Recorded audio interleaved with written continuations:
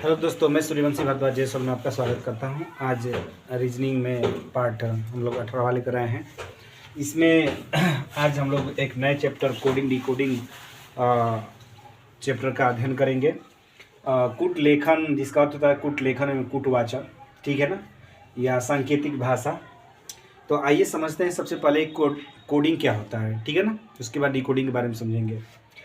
किसी अर्थपूर्ण शब्द या वाक्य को एक विशेष नियमानुसार अर्थविहीन शब्द या वाक्य में परिवर्तित करने की प्रक्रिया को कूट लेखन या कोडिंग कहते हैं, ठीक है ना।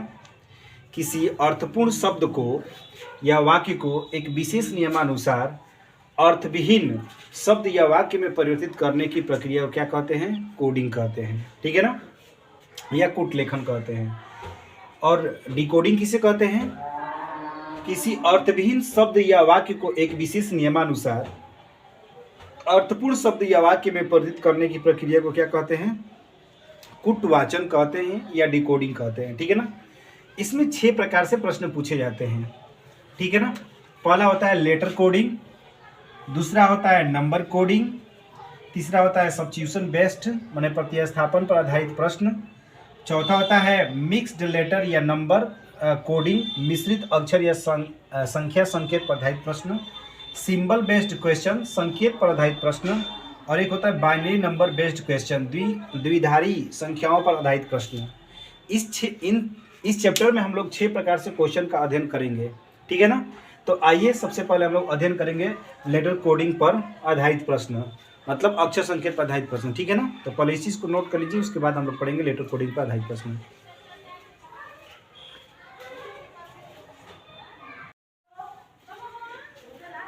ध्यान दीजिए, इसमें अक्षर पर संकेत आधारित प्रश्न हम लोग पढ़ेंगे। अक्षर संकेत पर आधारित लेटर कोडिंग पर पहला है इसमें टाइप फर्स्ट है अग्रगामी पद्धति। अग्रगामी पद्धति में क्या है? इसके अंदर किसी भी अक्षर समूह या शब्द के प्रत्येक अक्षर का कूट लेखन अंग्रेजी वर्णमाला के बढ़ते क्रम में किया जाता है। मतलब जो भी इस पर आधारित प्रश्न आएंगे अग्रगामी पद्धति पर, उसमें अंग्रेजी वर्णमाला के बढ़ते हुए क्रम पर आधारित प्रश्न आएंगे। मतलब जो भी क्वेश्चन होंगे स्टेप टू स्टेप होगा बिल्कुल। क्वेश्चन है, यदि किसी सांकेतिक भाषा में स्पार्क को TQBSL लिखा जाता है तो फ्लेम को उसी भाषा में क्या लिखा जाएगा?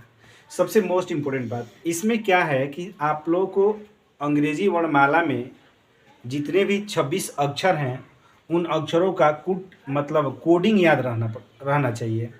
जैसे कि A का 1, B का 2, C का 3, D का 4, ऐसे करके याद रहना चाहिए। अगर आपको याद है तो चीज़ें बहुत आसान हो जाएंगी, अगर आपको याद नहीं है तो चीज़ें थोड़ा कठिन होगा।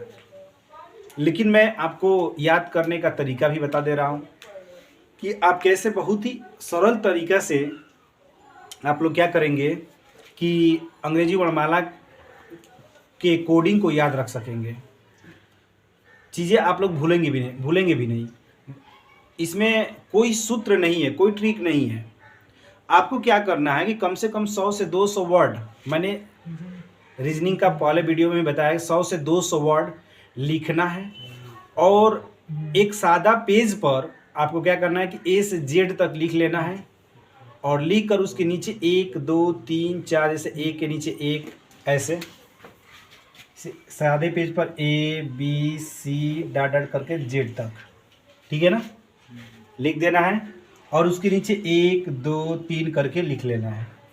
और उसके बाद 100 से 200 वर्ड लिख लेना है, और उस पर क्या करना है? कोडिंग करना है वर्ड का। जैसे मान लीजिए एक मैं शब्द लिख रहा हूँ बॉय।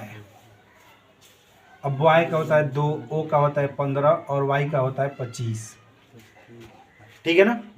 तो ऐसे करके जब देख कर आप 100 से 200 वर्ड लिख कर और उसको देख कर कोडिंग करेंगे तो आपको पूरा अंग्रेजी वर्णमाला का कोडिंग याद हो जाएगा। और जब चीज़ें याद हो जाएगा तो बाएं से चीज़ें आपको याद हो गया तो दाएं से मैं याद करवा दूंगा। उसको क्या करना है कि दाएं से याद करने के लिए 27 में से अगर पूछ दिया जाए आपसे कि दाएं से 5वां अक्षर क्या होगा, तो तुरंत क्या करेंगे कि 27 में से 5 घटाएंगे तो 27 में से 5 गया 22। अब 22 किसका होता है? बाएं से भी का होता है, तो दाएं से 5वां अक्षर भी हो जाएगा, ठीक है ना। तो बहुत चीज़ें आसान हैं, आप बहुत ही आसानी तरीक़ा से याद कर सकते हैं, बशर्ते याद करने के लिए थोड़ा सा तो मेहनत करना ही पड़ेगा, और उसके लिए आपको बस यही करना है, 100 से 200 वर्ड लिखकर उसको कोडिंग करना है, अपने आप याद हो जाएगा। ठीक है ना। तो आइए क्वेश्चन पर चलते हैं। कह रहा है कि यदि किसी सांकेतिक भाषा में स्पार्क को TQBSL लिखा जाता है तो फ्लेम को उसी भाषा में क्या लिखा जाएगा। ठीक है ना। तो स्पार्क SPARK, स्पार्क को क्या लिखा गया, TQBSL। ठीक है ना। तो अब इसमें एस का कोडिंग करेंगे हम लोग, तो एस का कितना होता है 19, पी का 16, ए का 1, आर का 18, के का 11, टी का 20, क्यू का 17, बी का 2, एस का 19, एल का 12। ठीक है ना। तो अब देखिए यहाँ से 19 1 20 एक जोड़ा गया है। ठीक है ना। सॉरी, यहाँ 16 होगा ना, 16 1 17, इसमें भी एक जोड़ा गया है। 1 और 2, इसमें भी एक जोड़ा गया है। 18 1 19, इसमें भी एक जोड़ा गया है।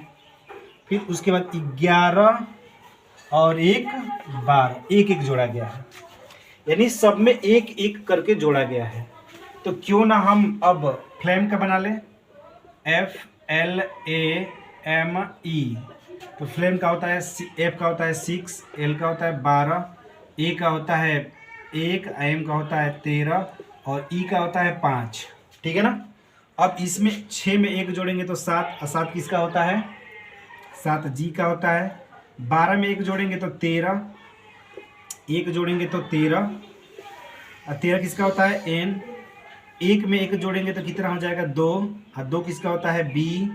13 में एक जोड़ेंगे तो क्या होगा 14, और 14 किसका होता है N का। और 5 में एक जोड़ेंगे तो कितना होगा 6, और 6 किसका होता है F का। तो GNBNF।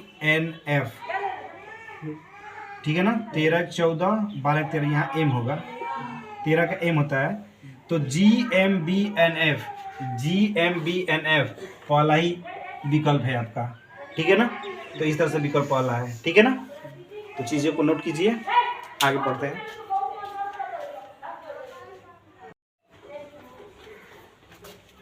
देखिए क्वेश्चन में दूसरा है, कह रहा है कि बॉम्बे का कोड GTRGFD है, तो MYSORE का कोड क्या होगा। ठीक है ना। तो आइए देखते हैं क्या होगा। BOMBAY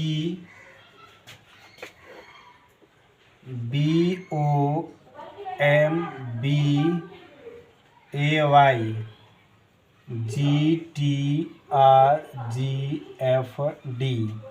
तो B का कोड हो जाएगा 2, O का 15, M का 14, B का 2, A का 1,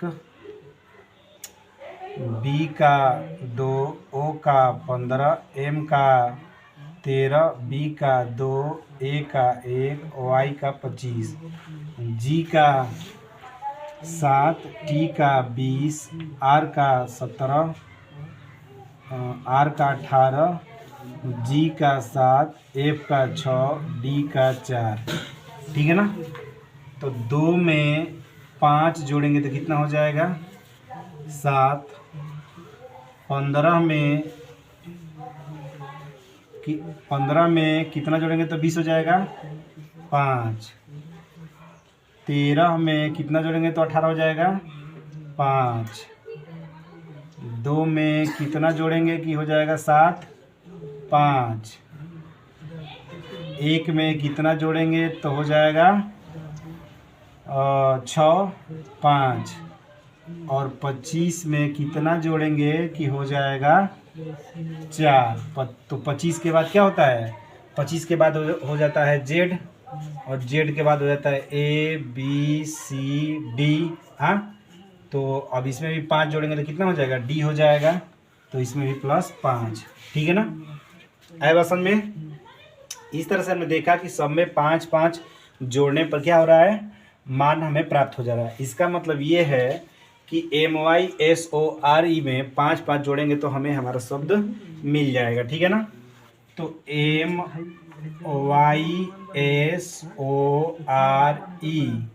तो M का हो गया 13, Y का हो गया 25, S का हो गया 19, O का हो गया 15, R का हो गया 18 और E का हो गया 5।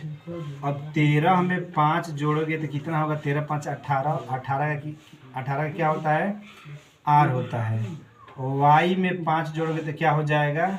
अब Y में पुनः 5 जोड़ोगे तो अब तुम्हें 4 प्राप्त होगा, ठीक है ना, क्योंकि 25 के बाद 26 और 26 के बाद पुनः 1 2 3 4 स्टार्ट हो जाता है, तो D हो जाएगा, ठीक है ना। 19 में 5 जोड़ोगे तो क्या मिलेगा तुम्हें? 24, और 24 का क्या होता है? X, ठीक है ना। 24 का W, हाँ X होता है, 24 का X। 15 में 5 जोड़ोगे तो क्या होगा? 15 5 20, और 20 का क्या होता है? T। 18 में 5 जोड़ोगे तो क्या होगा? 23, और 23 का क्या होता है? W। और 5 में 4 जोड़ोगे तो क्या होगा? 9, और 9 का क्या होता है? 9 का I होता है, ठीक है ना जी।